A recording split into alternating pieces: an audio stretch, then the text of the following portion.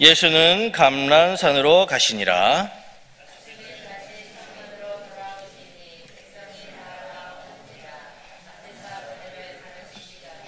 서기관들과 바리새인들이 음행 중에 잡힌 여자를 끌고 와서 가운데 세우고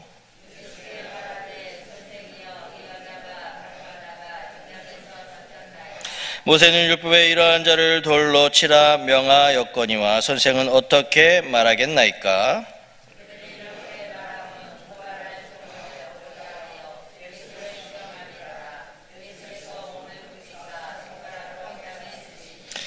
그들이 묻기를 마지 아니하는지라. 이에 일어나 이르시되 너희 중에 죄 없는 자가 먼저 돌로 치라 하시고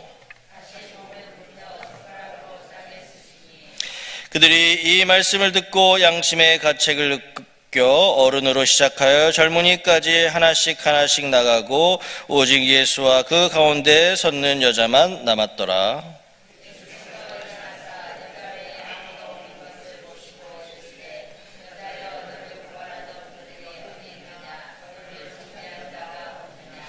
대답하여 주여 없나이다. 예수께서 이르시되 나도 너를 정죄하지 아니하노니 가서 다시는 죄를 범하지 말라 하시니라.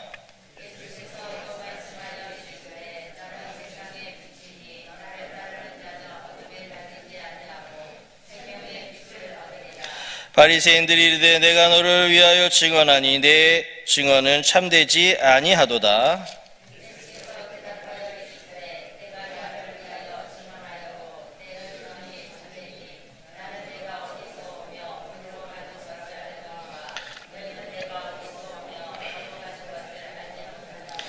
너희는 육체를 따라 판단하나 나는 아무도 판단하지 아니하노라.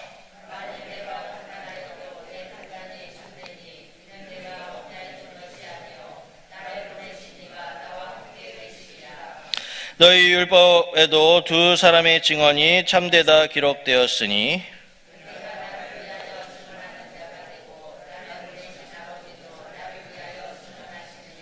이에 그들이 묻되 내 아버지가 어디 있느냐? 예수께서 대답하시되 너희는 나를 알지 못하고 내 아버지도 알지 못하는도다. 나를 알았더라면 내 아버지도 알았으리라.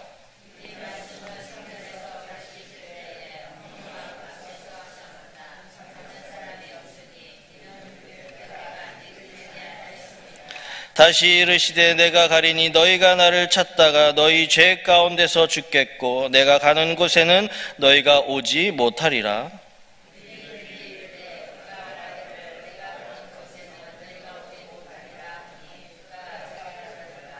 예수께서 이르시되 너희는 아래에서 났고 나는 위에서 났으며 너희는 이 세상에 속하였고 나는 이 세상에 속하지 아니하였느니라.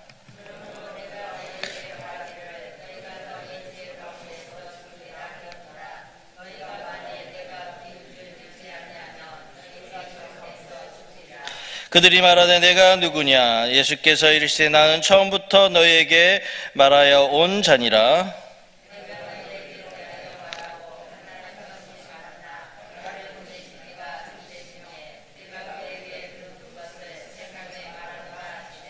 그들은 아버지를 가리켜 말씀하신 줄을 깨닫지 못하더라.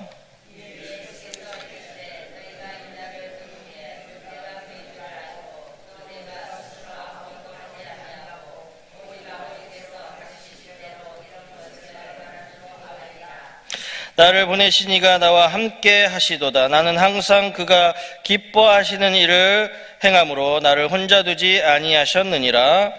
이 말씀을 하심에 많은 사람이 믿더라. 아멘. 할렐루야. 새벽을 깨우신 여러분들에게 하나님의 은혜와 복이 충만하시기를 주님의 이름으로 축원드립니다. 오늘 예수님께서 성전에서 가르치고 계셨습니다. 그때 율법에 아주 정통한 이 서기관들과 바리새인들이 음행하다가 잡혀온 여인을 끌고 왔습니다. 그리고 예수님 앞에 이렇게 데리고 온 것입니다. 이 여인은 이 간음죄로 붙잡혀서 오게 되었습니다. 이 당시에 이 서기관들은 무엇을 하는 사람들이냐면 율법을 연구하고 또 율법을 교육하고 또 율법을 집행하는 사람들이 이 서기관들입니다. 그래서 이 서기관들은 유대인의 율법대로 하기 위해서 이 여인을 예수님 앞에 세워두고 이 예수님을 오늘 시험하기 위해서 지금 뭔가를 꾸미고 있는 것입니다. 그래서 예수님께서 이 여인에게 돌로 치라 라고 이야기하면 지금 현재 정권은 로마가 잡고 있습니다. 모든 이런 사형 집행이나 뭐 이런 정치적인 것은 로마 사람들의 허락을 받고 해야 되는데 예수님이 먼저 돌로 치라고 이야기하면 그것은 정치적인 문제가 있는 것입니다. 정치범이 될 수도 있는 것입니다. 그런데 반대로 예수님이 돌로 치지 말아라 라고 이야기한다면 그건 어떻게 됩니까? 율법을 어기는 것이 되는 것입니다. 율법에는 가늠한 여인은 돌로 치라고 되어 있습니다. 근데 예수님이 돌로 치지 말라고 하면 그건 율법을 어기는 것이 되고 돌로 치라고 해도 문제가 되고 돌로 치지 말라고 해도 문제가 되는 것입니다. 그래서 어떻게 해서든지 예수님을 곤경에 빠뜨리기 위해서 이들이 지금 계략을 꾸미고 있는 것입니다. 그래서 이 여인은 간음죄를 지었지만 서기관들은 예수님을 시험하기 위한 사악한 의도를 가지고 있었다는 것입니다. 그런데 간음한 여인이나 또 예수님을 시험하고자 하는 이 서기관들이나 지금 똑같이 잘못하고 있는 것이 있습니다. 바로 우리 하나님께서 제일 미워하시는 죄를 범하고 있다는 것입니다. 그래서 이 여인은 간음죄를 지었고 또 이 서기관들은 예수님을 시험하는 그런 나쁜 죄를 짓고 있었다는 것입니다. 그렇게 예수님을 시험하는 서기관들을 향해서 예수님은 몸을 굽혀서 땅에 손가락으로 무언가를 쓰시기 시작했습니다. 예수님이 땅에 무엇을 쓰셨다라고 성경에 무엇을 쓰셨는지 그 내용은 기록되어 있지 않습니다만은 이 많은 성경의 학자들이 예수님께서 땅에 과연 무엇을 쓰셨을까? 많은 사람들이 예상하는 것이 바로 죄의 목록이라는 것입니다. 사람들이 지을 수 있는 죄들이 얼마나 많습니까? 이 여인이 지은 간음죄도 있고 절도죄도 있고 살인죄도 있고 모함하는 죄도 있고 뭐 여러 가지 죄가 있지 않겠습니까? 예수님이 죄의 목록을 쓰지 않으셨을까? 그 생각을 가장 많이 한다고 합니다. 아무튼 예수님께서 땅에 무언가를 쓰시고 하신 말씀이 있습니다. 그게 바로 7절의 말씀입니다. 우리 7절의 말씀 함께 보겠습니다. 시작. 그들이 묻기를 맞이 아니하는지라 이에 일어나 이르시되 너희 중에 죄 없는 자가 먼저 돌로 치라 하시고. 아멘. 너희 중에 죄 없는 자가 먼저 돌로 치라, 이렇게 예수님께서 말씀을 하셨습니다. 네, 맞습니다. 우리 가운데 죄가 없는 사람은 없습니다. 예수님의 말씀을 들은 사람들은 하나둘씩, 오늘 보니까 성경에 뭐라고 기록되냐면 양심의 가책을 느끼고 사람들이 하나둘씩 돌아갔다, 이렇게 기록되어 있습니다. 그리고 11절에서 예수님은 여인에게 또 이렇게 말씀하십니다. 우리 11절의 말씀 함께 보겠습니다. 시작. 대답하되 주여 없나이다. 예수께서 이르시되 나도 너를 정죄하지 아니하노니 가서 다시는 죄를 범하지 말라 하시니라. 아멘. 이 여인은요, 예수님으로부터 죄 용서를 받았습니다. 그래서 예수님께서 이 여인을 용서해 주셨고, 또 이 여인은요, 이 당시에 간음죄를 지면 투석형이라고 해서 돌을 던져서, 사람에게 돌을 던져서 돌에 맞아 죽게 되는 투석형을 당해서 죽어야 하는 그런 죄인이었지만, 예수님은 이 여인을 용서해 주시고 또 이 여인을 구원의 대상으로 보셨다는 것입니다. 예수님이 이 땅에 오신 목적이 있습니다. 예수님이 이 땅에 오신 목적은 죄인들을 용서하시고 구원해 주시기 위해서 이 땅에 오셨습니다. 그래서 우리는 하나님의 거듭난 백성으로서 그렇게 예수님을 믿고 거듭난 백성이 되는 것이 예수님이 이 땅에 오신 목적이라는 것입니다. 할렐루야. 그래서 많은 사람들이 죄 가운데 거하고 있습니다. 그런 사람들을 죄로부터 자유롭게 하고 또 예수님의 자녀로, 하나님의 자녀로 만드는 것, 그래서 영혼 구원하는 것이 예수님의 이 땅에 오신 목적이시기 때문에 우리도 그 영혼 구원 사역에 우리도 동참해야 할 줄로 믿습니다. 그래서 영혼을 구원하는 것, 그래서 사람을 하나님의 사람으로 만들고 하나님의 백성으로 만드는 것이 하나님이 가장 기뻐하시는 일이라는 것입니다. 그래서 우리는 전도에 더 열심을 내고 내 가까이 있는 사람들부터 그렇게 구원하는 데 힘을 쏟을 수 있으시기를 주님의 이름으로 축원드립니다. 11절에 예수님은 나도 너를 정죄하지 않겠다라고 말씀하십니다. 그래서 예수님은 죄가 없으신 분이십니다. 그런데 그 예수님께서 이 여인을 정죄하지 않으셨습니다. 아무런 조건 없이 이 여인을 용서해 주셨습니다. 그러면서 신신당부하신 말씀이 있습니다. 다시는 죄를 범하지 말라. 이 여인에게 다시는 죄를 범하지 말라라고 예수님은 신신당부하셨습니다. 우리 예수님의 은혜로 우리도 예수님의 은혜로 아무런 공로 없이 은혜를 받아서 구원받는 은혜를 받았습니다. 그렇게 죄 용서받고 또 우리도 구원함을 얻게 되었는데 예수님께서 이 여인에게 하셨던 말씀처럼 신신당부하셨던 말씀처럼 우리도 죄짓지 않으려고 그렇게 노력하며 살아가는 우리가 되어야 할 줄로 믿습니다.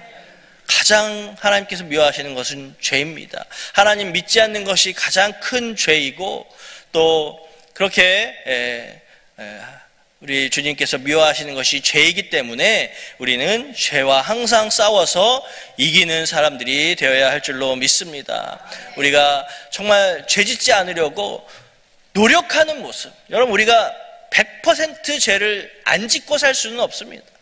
부족한 사람들이고 실수하는 사람들이고 연약한 사람들이기 때문에 우리는 어떻게 해서든지 조금의 죄는 지을 수 있습니다. 그러나 죄짓지 않으려고 노력하는 모습을 우리 하나님께서 원하시는 줄로 믿습니다. 그렇게 죄가 얼마나 무섭냐면요, 아담과 하와가 에덴 동산에서 하나님이 따먹지 말라고 한 선악과를 따먹는 죄를 범하게 됩니다. 그런데 그 죄를 범하기 전에는 하나님과 아주 가까운 그런 사이로 잘 지냈습니다. 그런데 선악과를 따먹는 죄를 범하고 나서는 어떻습니까? 아담과 하와가 하나님을 피합니다. 하나님과 멀어지기 시작합니다. 그렇게 죄는 하나님과 나와의 사이를 멀어지게 만든다라는 것입니다. 그래서 하나님은 우리에게 말씀하십니다. 창세기 거기서 너희는 죄를 다스릴지니라 이렇게 말씀을 하고 계십니다.